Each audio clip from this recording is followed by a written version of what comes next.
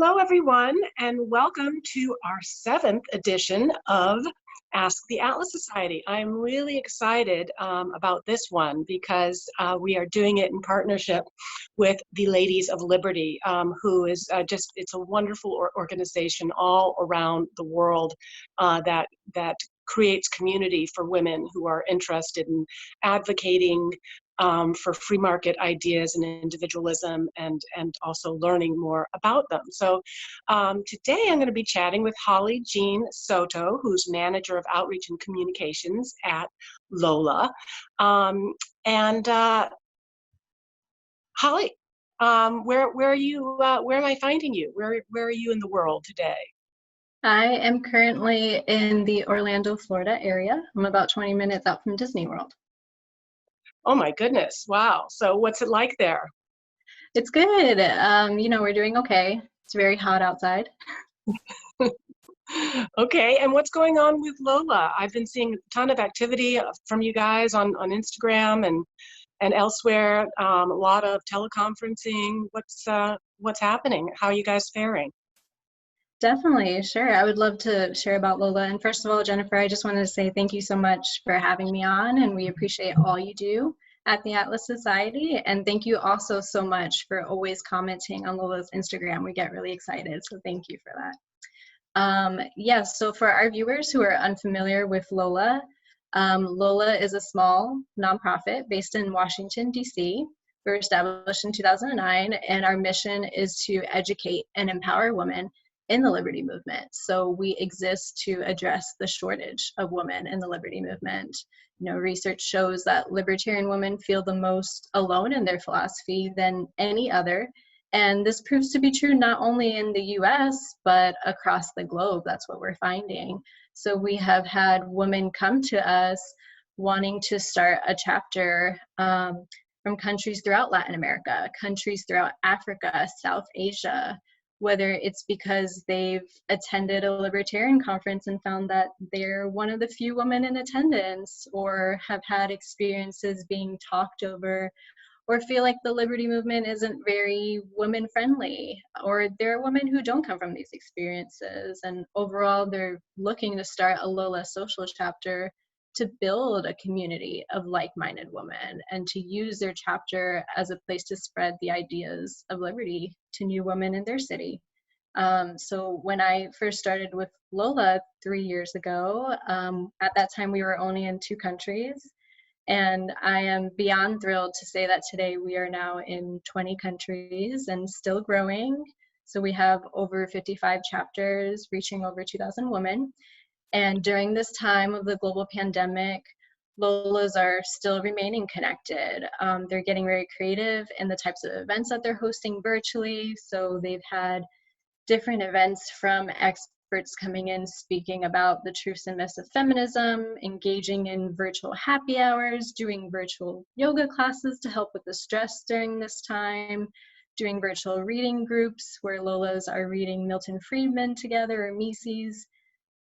So there's so many different types of events taking place across the globe right now. And also on top of that, for the first time, LOLA is hosting regional webinars. So we're actually having webinars coming up this month hosted by Latin America and the other hosted by LOLA Africa.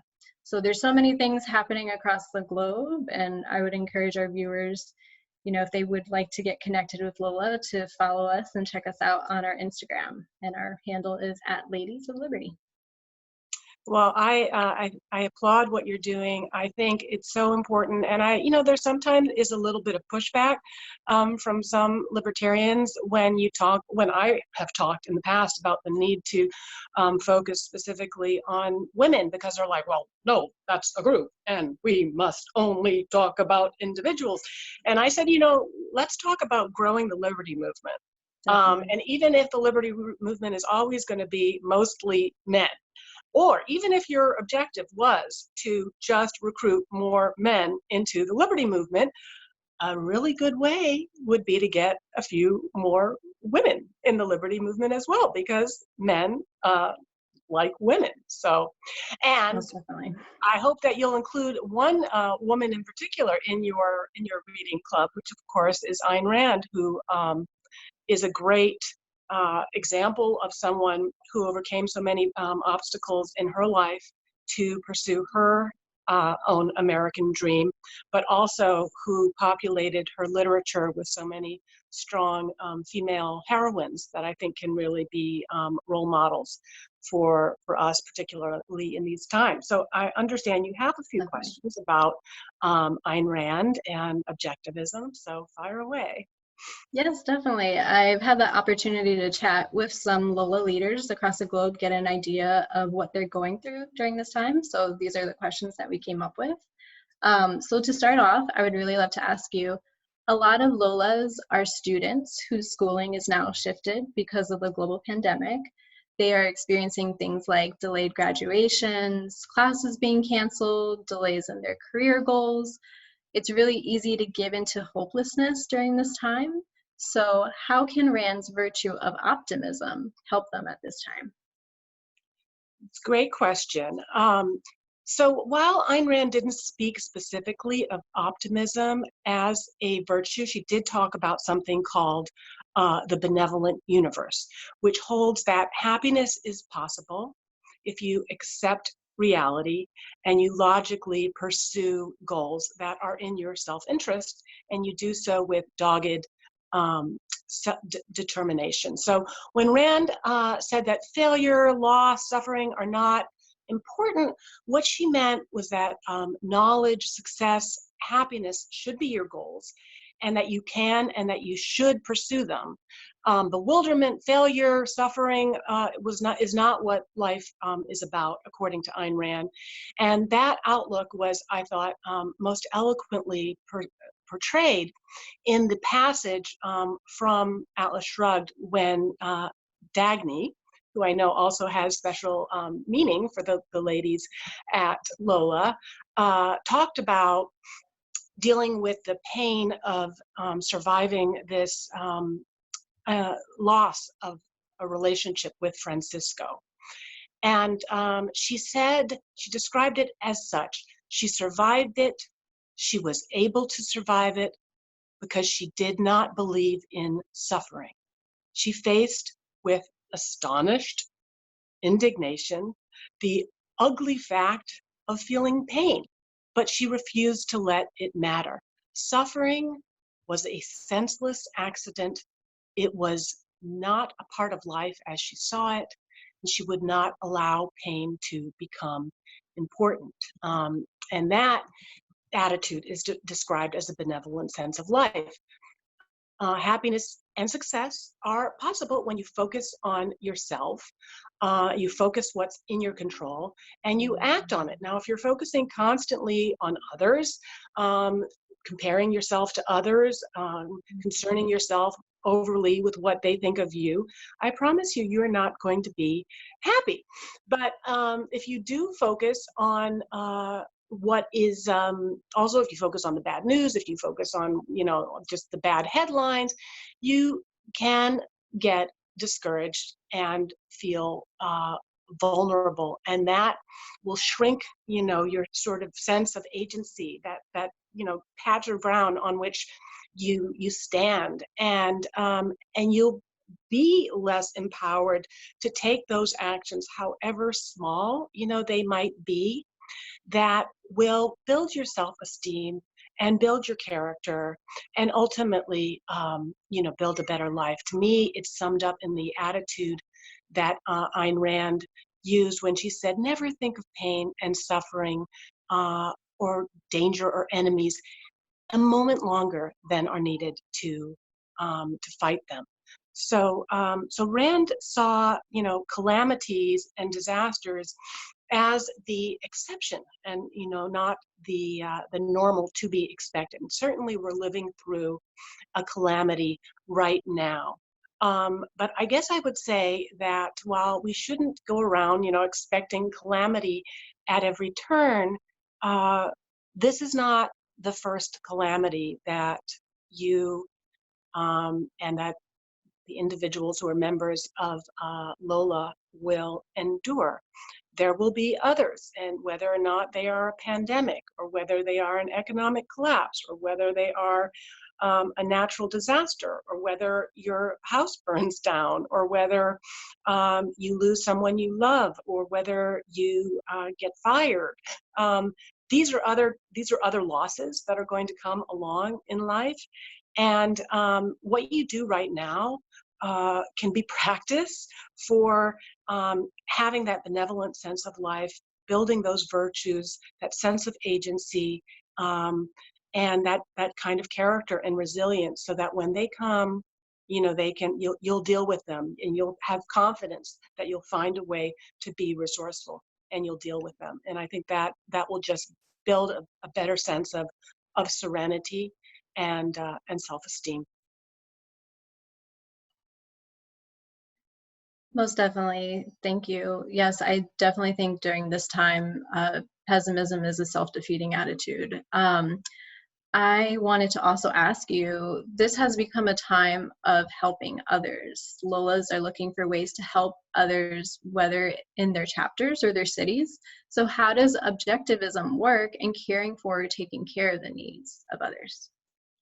Well, that's a good question. You know, when Ayn Rand talked about the virtue of selfishness, I think it was ultimately an unfortunate choice of words, because selfishness is conventionally understood to be that person, and we all know someone like them, who, you know, takes the last cookie without asking whether or not someone else would like it, or who's always asking for favors but never returning them, or who is, you know, always talking about themselves, never asking about you.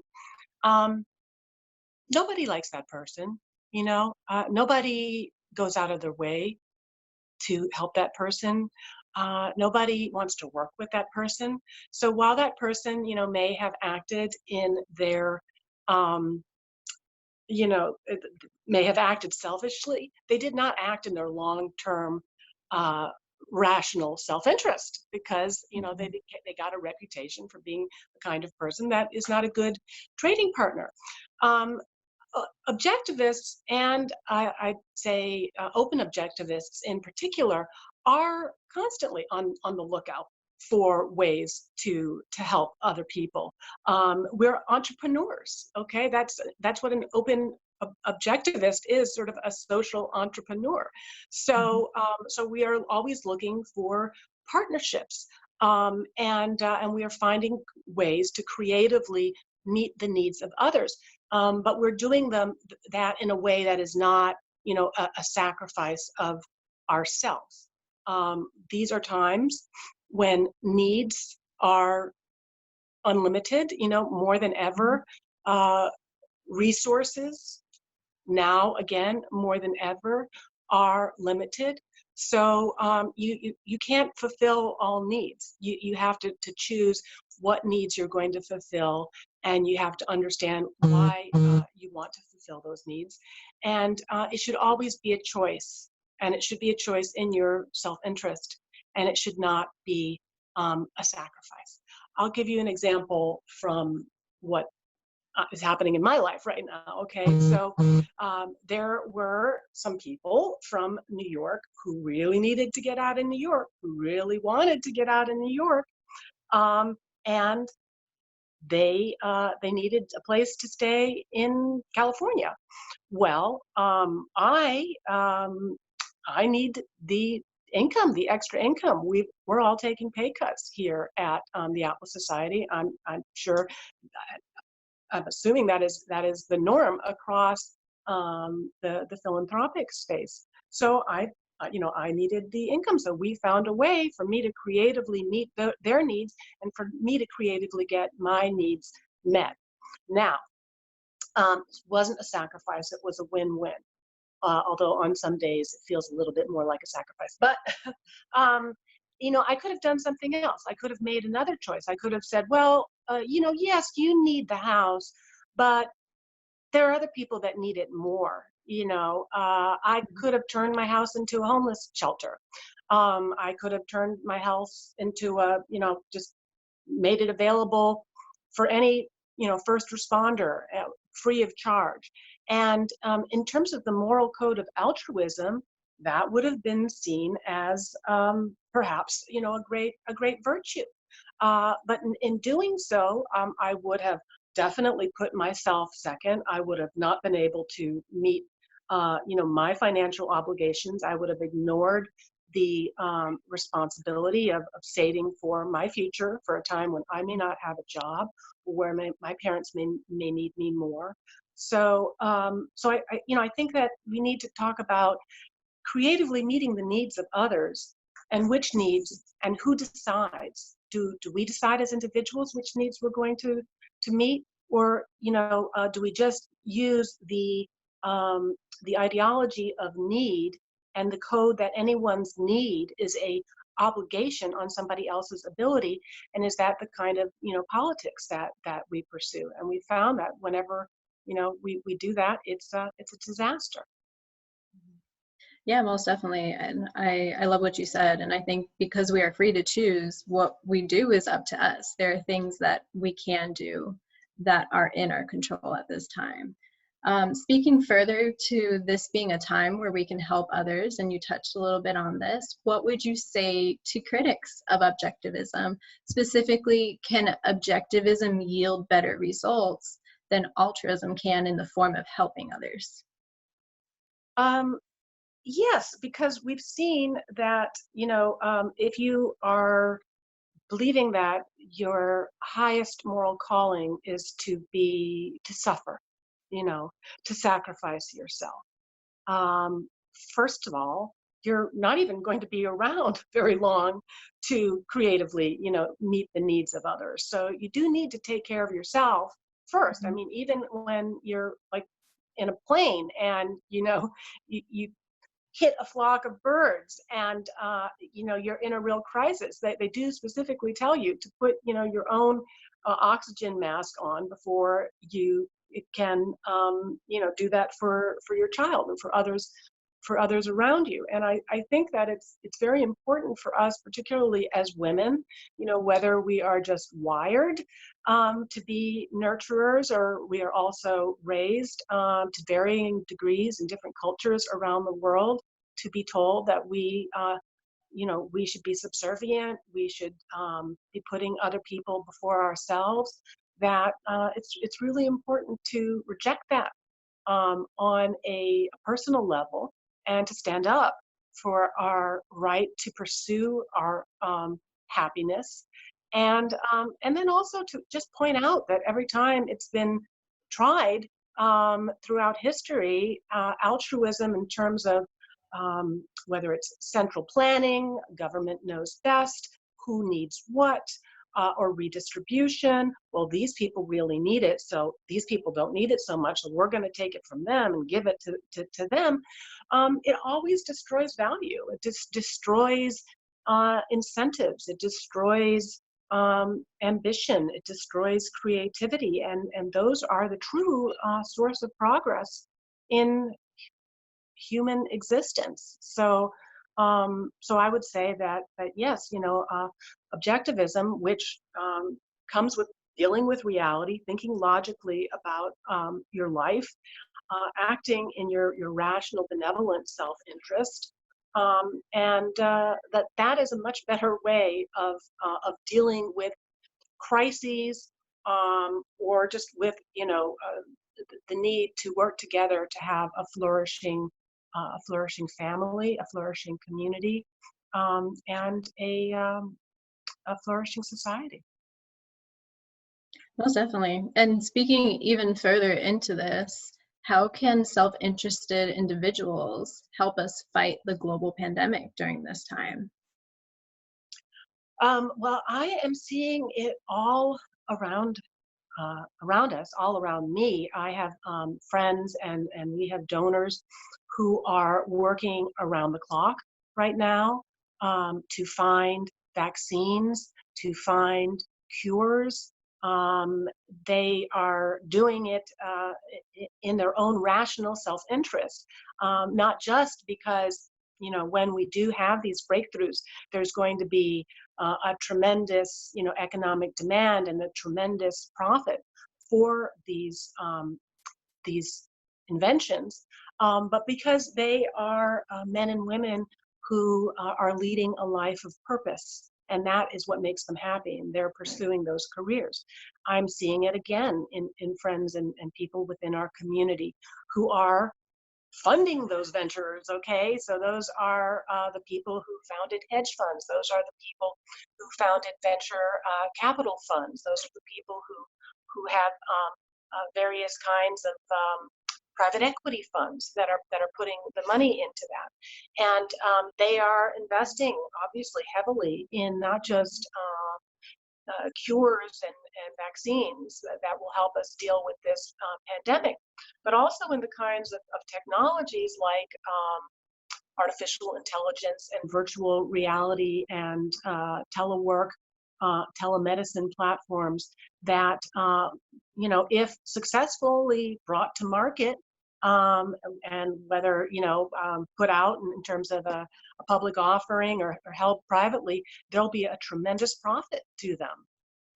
And there will also be a tremendous benefit to us, to society, from these inventions. We've seen it throughout history, time, and time again, that all of these diseases, all of these human limitations have been overcome by men of business, by men of science, by men and women of reason, self-interest, and achievement.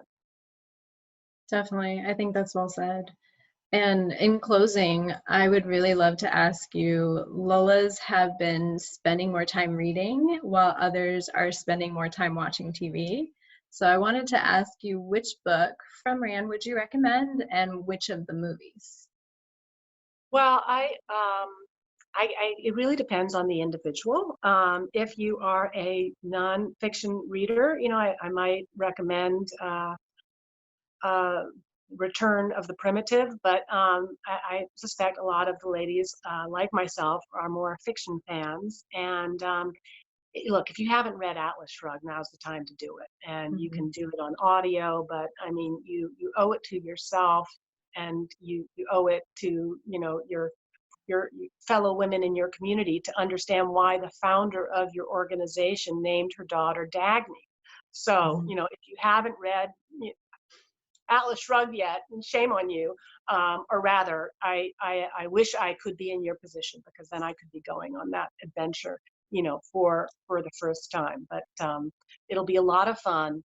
But again, if you work for someone whose that book was that important to her, it would be a smart thing to do work-wise, just to read the book. But also, you could read this, and we'd be happy to get you guys a copy of it. And that is a really short, fun read, which is Ayn Rand's Anthem, which we put into a graphic novel format. And you might also want to read We the Living, which was the most autobiographical of Rand's of Rand's novels. It was the first of her novels, and it was also the only thing I would warn you is it did not have the same kind of benevolent sense of life, because it was set in the situation in which she found herself in totalitarian Russia, in which it was very difficult to be a hero, because the state controlled so much of what you were able to do, and it did not bring out the best in people. It did not bring out the best in people. So it's a little bit more depressing. But I also kind of feel like it's kind of Rand at she was just beginning to develop her talents. So it's interesting to see her writing and her mind at work in sort of a less stylized, systematic format. But I'm also watching some fun stuff on television. I'm watching Self-Made, which is a Netflix series, which I think the ladies of Liberty would enjoy, because it is about a a woman whose parents were born into slavery. She grew up partially in slavery, and here in the United States, and went on to become an huge entrepreneur, wealthiest African American woman certainly in history, and that was also inspiring. And then also on the depressing side was Waco, which I think is a good counterbalance to these times when we're told, well, government is going to solve everything, and government has our best interests at heart. And we can see how, in fact, government at large, the bigger the government, the more it sort of takes on a life of its own, and literally rolls over the rights of individuals and families. And so it's always better to try to solve what you can, where you can, with the least amount of government intervention and the most amount of personal agency. Most definitely. Well, thank you so much, Jennifer, for taking the time to answer these questions. Oh, it was a lot of fun. Sorry for the technical difficulties, but we'll get them worked out. No worries. Thank you.